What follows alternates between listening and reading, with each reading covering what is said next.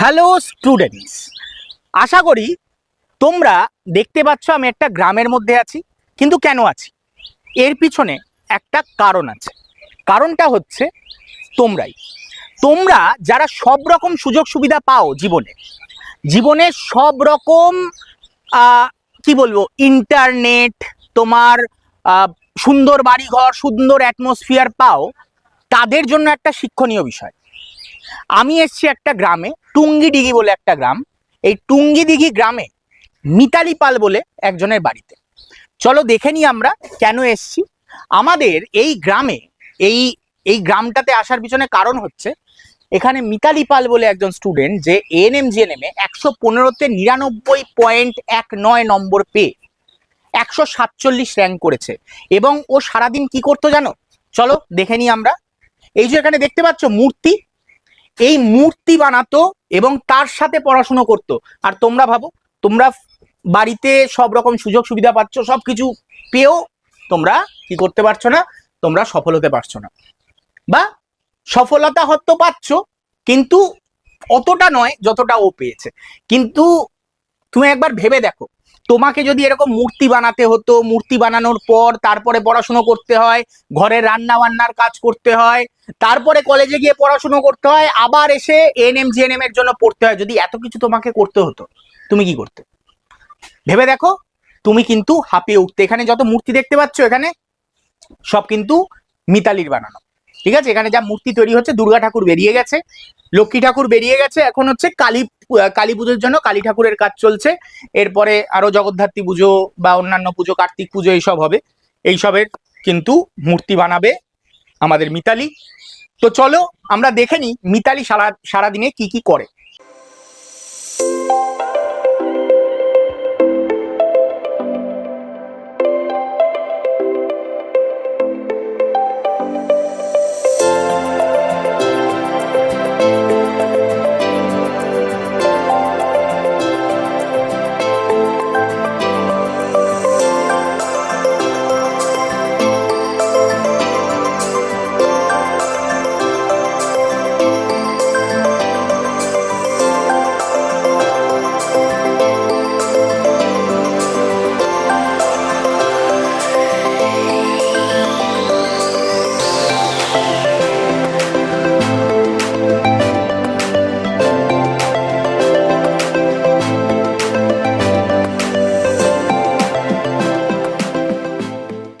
আচ্ছা, আমি হয়তো আপনারা সবাই দেখেছেন যে মিতালি 147 র্যাঙ্ক করেছে ANM GNM এর মতন পরীক্ষায়। আমি এসেই দেখলাম যে মিতালি এই মূর্তির কাজ করে। ও পড়ার টাইম কোথায় পেত? পড়ার টাইম এই সারাদিন বেলা কাজকর্ম করতো, বাড়ির কাজ। সকালবেলা উঠলো, ওর মা তো এটা কর্মের মধ্যে ফাঁসা থাকে। সকালবেলা মনে করেন ঘরটার ঝাড়টার দেওয়ার পরে ওই টাইমটায় 1 ঘন্টা 2 ঘন্টা পড়ে নিত, বুঝলেন। তারপরে একটু রান্নাবাড়ি কাজ ওর মার সঙ্গে হেল্প করতো। করার পরে তারপরে আবার বিকালবেলা একটু পড়তো। আর রাত্রে সন্ধ্যার থেকে কিন্তু ও রাত 10টা-11টা পড়তো, ডেলি 11টা-12টা পড়তো, রুটিন করার। আবার সকালবেলা উঠে আবার মূর্তি বানানো। হ্যাঁ, এগুলা তো আছে। এই যে মাঝে ফাঁকাগুলো আছে, এগুলো আমার সঙ্গে মূর্তির কাজ করতো। কলেজে পড়তো, কলেজে কখন মানে টাইমটা কি করে ম্যানেজ করতো? মানে টাইমটা মানে ওর খাবার কোনো টাইম থাকতো না, কখন যে কিভাবে পড়তো, কোন টাইমে কোন দিন যে কিভাবে পড়তো, একমাত্র ভগবানই জানে। মানে এত খাটাখাটনি, মানে কেমন লাগছে এটা সবার প্রশ্ন। আর খুবই ভালো লাগছে এই খাটাখাটির পরে যে আপনার এই এত রেজাল্ট করবে, বা কি বলবো, এটা আপনারা ভাবতে পেরেছিলেন? না, আমরা ভাবতে পারছিলাম না। কি কলকাতার ছেলেমেয়েরাও এই নাম্বার পেতে পারছে না, সেখানে এইরকম জায়গায় থেকে, যেখানে অ্যাভেলেবিলিটি কম, ইন্টারনেটের পরিষেবা অত ভালো নেই। হ্যাঁ, তো সেইখানে দাঁড়িয়ে ওই রেজাল্টটা করেছে, এটা অনবদ্য।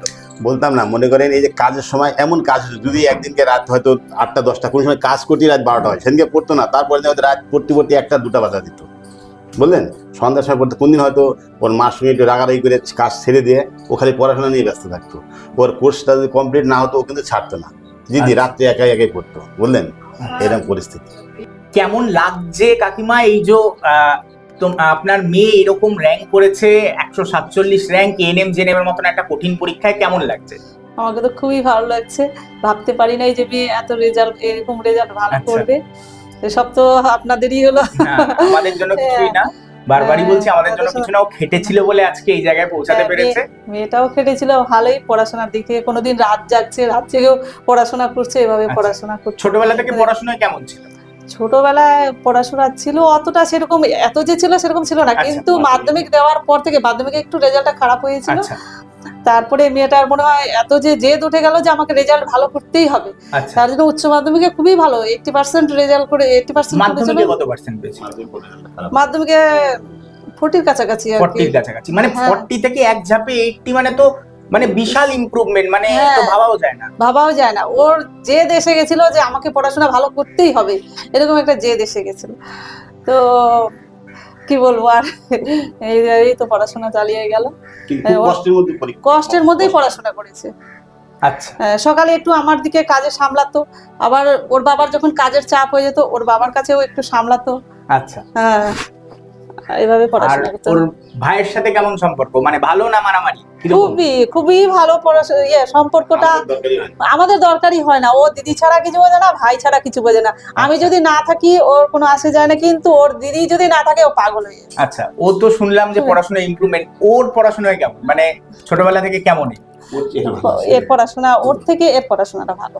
আচ্ছা, তাহলে দিদি তো নার্সিং এ পেয়ে গেল, এবার ওর ডাক্তারি পালা নাকি? ভগবান জানে। আচ্ছা মিতালি, এই যে তুই সারাদিন রং করিস, মূর্তি বানাস, পড়ার টাইম কোথায় পাস? পড়ার টাইম সকালে পড়ি, আর সন্ধ্যার পর থেকে ছুটি আমার কাজে, সন্ধ্যার পর থেকে পড়ি। আচ্ছা, কলেজের পড়া? কলেজের পড়া আমি পড়ি না, শুধু পরীক্ষার গুণা 10 দিন হবে, 10 দিন আগে থেকে পড়ি। মানে তার মানে তোর মাথায় আগে থেকে ফিক্সডই ছিল তুই ANM GNM করবি? হ্যাঁ। আচ্ছা, আর এই যে এত খাটাখাটনি, সাধারণত আমরা দেখতে পাই কলকাতার দিকে বা অন্য সব দিকে, মানে পড়াশোনা করেই কুল পায় না ছেলে মেয়ে, অন্য কাজ তো দূরের কথা।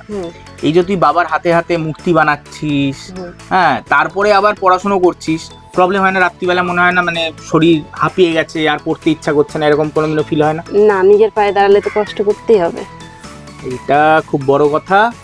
আর কি পড়েছিলিস তুই, মানে কি, মানে কি কি বই ফলো করতিস? সবার একটা মনে প্রশ্ন থাকবে যে কি কি বই ফলো করতিস, কিভাবে পড়াশোনা করেছিস, এই ব্যাপারে যদি একটু স্টুডেন্টদেরও বলে দিতিস। আমি 9, 10 এর বইগুলো পড়তাম, মানে যেগুলো বই হয়, হ্যাঁ হ্যাঁ হ্যাঁ, ওগুলোই। আর হচ্ছে পূজা প্রকাশনী থেকে, ওখান থেকে আমি মানে কি টেক্সট পেপার ওটা নিয়েছিলাম। আচ্ছা, ওগুলোই পড়েছিলাম। আর কোথাও কোচিং বা কিছু? হ্যাঁ, আড্ডা 247 এ ওখানে কোচিং নিয়েছিলাম। আচ্ছা, ওখানে। কার ক্লাস দেখতিস, ভালো লাগতো এরকম? আমার সবথেকে বেশি সুভাষিস স্যারের ক্লাসই ভালো লাগতো, মানে আমার নামই বলছে, যাই হোক। তো কোন সাবজেক্টের উপরে বেশি ফোকাস করেছিলিস, যে এই সাবজেক্টটাকে আমি জোর দিতে হবে তাহলে আমার এক্সাম ক্লিয়ার হয়ে যাবে, না সব সাবজেক্টের উপরেই সমান জোর দিয়েছিলি? জীবন বিজ্ঞানটা মানে বেশি জোর দিয়েছিলাম, তারপরে অঙ্কটায় সমস্যা ছিল, ওটাতে আরেকটু মানে কি সমান সমানই জোর দিয়েছিলাম, ওটা দুটোতে। অঙ্কতে কি ভালো হয়েছিল লাস্টে গিয়ে রেজাল্ট, না ওটা একটুখানি আর একটু ভালো হলে ভালো হতো? আর একটু ভালো হলে তো ভালো হতোই, কিন্তু আশা করি অনেক ভালোই পেরেছি, যেখানে আগে পড়াশোনাটা আমার ছিল যেরকম, ওর তুলনায় অনেক ভালোই। আচ্ছা, হ্যাঁ, এই পড়াশুনো আগে যেমন ছিল এটার থেকে মাথায় এলো, তোর মাধ্যমিকে কত মার্কস ছিল আর উচ্চ মাধ্যমিকে কত ছিল? এটা নিয়ে আমার মনে একটা মানে সন্দেহ বাসা বাঁধছে, যে আকাশ পাতাল তফাৎ আমি দেখতে পাচ্ছি। আগে এটা কি ফার্স্ট টাইম ANM GNM, না আগেও ANM GNM দিয়েছিস? না, আগে সেটা সেকেন্ড টাইম। আচ্ছা, আগের বার কত মার্কস পেয়েছিলি? 30। 30? 115তে 30 পেয়েছি। সেখান থেকে এক ঝাপে 99.19। তো সেটা কত, মানে কত মাধ্যমিকে ছিল, কত উচ্চ মাধ্যমিক? মাধ্যমিকে ছিল 32% আর উচ্চ মাধ্যমিক ছিল 80%। 32% থেকে 80%? কি করে? তখন এত খারাপ নাম্বার হয়ে গেছিল, এত খারাপ লেগেছিল, যে ছিল যে মানে কি ভালো রেজাল্ট করতেই লাগবে, মানে এমন রেজাল্ট হয়েছিল লোকের কাছে বলতে পারছিলাম না, খুবই খারাপ লাগতো তখন, মানে মনে জেদ ছিল যে ভালো নাম্বার করতেই লাগবে আমাকে, মানে সবসময় পড়তাম। তখন আমাকে আর বাড়ির থেকে অতটা চাপ দেয়নি ওই বছরে। আচ্ছা, তো পড়াশোনা নিয়েই থাকতাম, প্রাইভেট নিয়েছিলাম 4টা তখন। আচ্ছা, তারপরে ভালো করে পড়তাম, তারপরে পেরেছি। আচ্ছা, তো মাধ্যমিকে 32%, উচ্চ মাধ্যমিকে 80%, আর হিসাব করলে দেখা যাবে এই যে ANM GNM পরীক্ষায় 115তে 99.19, মানে অ্যাবাভ 90%। মানে ওর যত দিন যাচ্ছে ওর রেজাল্টের গ্রাফ এইরকম ভাবে উপরের দিকে যাচ্ছে। এটা সাধারণত দেখতে পাওয়া যায় না। এটা ছেলে মেয়েদের কাছে একটা শিখার বিষয় যে অনেকে মাধ্যমিকে কম নম্বর পেয়েই ওখানে হার মেনে নেয়, যে আমার তো হয়ে গেছে, আমার দ্বারা সম্ভব নয়। তো সেখানে ও মাধ্যমিকে 32, 80, এখন 90% অ্যাবাভ পেয়ে ও এই পরীক্ষাতে উত্তীর্ণ হয়েছে। উত্তীর্ণ খালি নয়, ধরে নেওয়া যায় ও ANM এ পেয়ে যাবে, এবং ANM এ পেয়ে যাওয়া মানে গভর্নমেন্ট জব হয়ে গেছে, তোমরাই বুঝে নাও। তো এইরকম তোমাদের মনে হয় না যে আমিও করি, আমরাও চেষ্টা করি? ওকে, তো এই জিনিসটা তোমাকে চেষ্টা করতে হবে, চেষ্টাই সব কিছু। তোমার এই যে দিনের পর দিন তুমি মন ভেঙে পড়ে আছো, আমার তো এইবার মক টেস্টে আমার কম নাম্বার এলো, আমার তো এবার হবে না। আর ওর কথা ভাবো তো, মাধ্যমিকে এত কম নম্বর পাওয়ার পর উচ্চ মাধ্যমিকে এত বেশি, আর ANM GNM এ তো সবকিছু ছাপিয়ে একটা নাম্বার পেয়েছে, সেটা অনবদ্য, জাস্ট অনবদ্য। আর আমার মনে আর একটা প্রশ্ন কয়েকদিন ধরে বাসা বাঁধছিল, যে তোর যে এই যে নাম্বার, এই নাম্বারে তোর বাবা মায়ের অবদান কতটা? তার একটা আমি জাস্ট উদাহরণ পেলাম, যে তুই মাধ্যমিকে নম্বর কম পাওয়ার পর 4খানা টিউশন নিয়েছিলি, যেখানে একটা গরিব ফ্যামিলি থেকে এই 4খানা টিউশন যদি ঠিক করতে হয়, তার পরিবারের মানে অনেক জায়গা থেকে স্যাক্রিফাইস দরকার হয়, যে নিজের খরচ কমানো, অন্যান্য মানে জায়গা থেকে টাকা বাঁচিয়ে নিয়ে পড়ানো, এই জিনিসগুলো আসে। তো মানে তোর ফ্যামিলির বাবা মায়ের কি স্যাক্রিফাইস ছিল এখানে? বাবা মা আমাকে অনেক সাহায্য করছে। বাবা মা উপর দিয়ে বলছে যে তুই এত খারাপ করলি, আমার অবস্থা থেকে বাবা মাই বলছে যে ঠিক আছে এবার 4টা প্রাইভেট দিয়ে দেখি, যদি ভালো রেজাল্টের জন্য। তো দিয়েছে বাবা মা 4টা প্রাইভেট, বাবা মাই দিয়ে ঠিক করেছে। আচ্ছা, তারপরে আবার হ্যাঁ পেরেছি, তারপরে পেরেছিস আবার। তারপরে ANM GNM এও আবার একটা টিউশনের ব্যবস্থা, মানে আমাদের আড্ডা 247 এ কোচিং এর ব্যবস্থা সবকিছুই করে দিয়েছে। তো জাস্ট অনবদ্য দেখে শেখো তোমরা, যে চেষ্টা করলে কি না হয়, চেষ্টা করলে সবকিছু পাওয়া সম্ভব। সেটার সব থেকে বড় উদাহরণ হলো আমাদের মিতালি পাল। আচ্ছা, যেখানে শুনলাম আমরা যে মিতালি এত পড়াশোনা করতো সারাদিন, আবার মূর্তিও বানাতো, আপনারা কি দেখতেন? আপনারা তো এই পাড়াতেই থাকতেন, আপনাদের আমরা কি দেখতাম মানে মিতালি যে কষ্ট করছে, কষ্ট ভিতরে তো পড়াশোনাটা চালাই গেছে। আচ্ছা, ও রাত্রিও যদি সন্ধ্যার দিকে আমরা আসতাম, দেখতাম ও পড়তেই আছে, মানে ও ঘর থেকে বেরোয় না। আচ্ছা, ওই বাবার সঙ্গে কাজ করবে, রান্নাবাড়ি করবে, বাইরে খাওয়া দাওয়া, স্কুল দিয়ে বাইরেও টিউশনই ওই পড়ায়। আচ্ছা, আবার ও ভাইকে নিজের পড়ায়? হ্যাঁ, ভাইকেও পড়ায়, আবার আচ্ছা। নিজেও পড়ে। আবার আচ্ছা। তার মধ্যে বাবার সাথে প্রতিমার কাজ করে, রান্নাবাড়ির কাজ করে। ওকে এসে আমিও বকি যে মেয়ে তুই চান করবে, যেটা আমি টাইম পাই নাই। চুলগুলো পাগলির মতো থাকে, মানে ওর টাইম ও নিতেই পারে না। আচ্ছা, আর তার ভিতর কলেজে পড়াশোনা ওটাও চালা যাচ্ছে। আচ্ছা, আপনার কি মত ওর পড়াশোনা নিয়ে? ওর পড়াশোনা তো খুবই ভালো। আচ্ছা, আমার এই 2টা বাচ্চাকে উনি পড়াতেন। আচ্ছা। যখন মানে পরীক্ষা আসতো তখন প্রাইভেট একটু গেপ দিত। আচ্ছা, রান্না বাড়ি কাজ করতো, বাবার সাথে করতো। আচ্ছা, মানে পড়াশোনা আমাকে খুব ভালো লাগলো, কাজকর্ম করে, কোথাও বাইরেও যায় না, কোনো কিছু হলে সব মা বাবা নিয়ে কাজ করে। আচ্ছা। ও তাহলে ওরা দুজন ওর কাছেই পড়তো? হ্যাঁ, এর কাছেই পড়তো। কেমন মানে কেমন পড়ায়? ভালো। পিসি হয়? হ্যাঁ। আচ্ছা, পিসি কেমন পড়ায়? ভালো। ভালো। তোর? হ্যাঁ, ভালো পড়ায়, অনেক ভালো।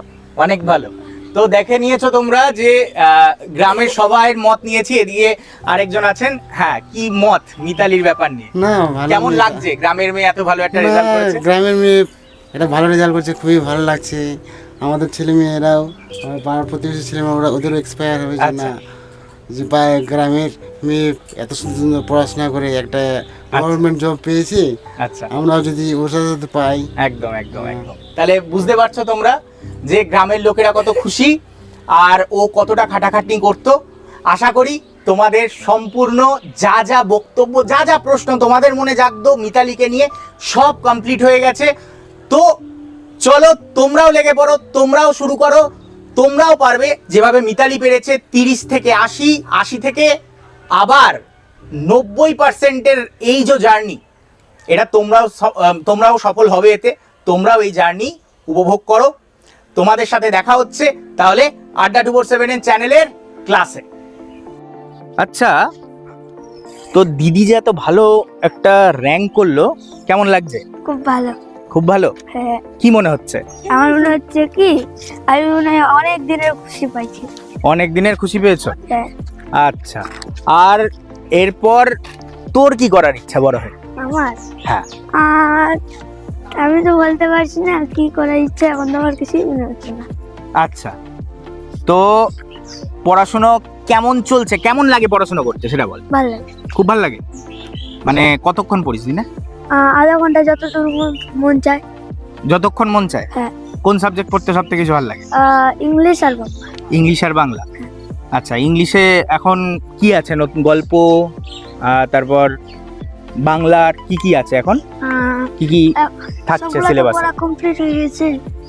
কমপ্লিট? বাহ,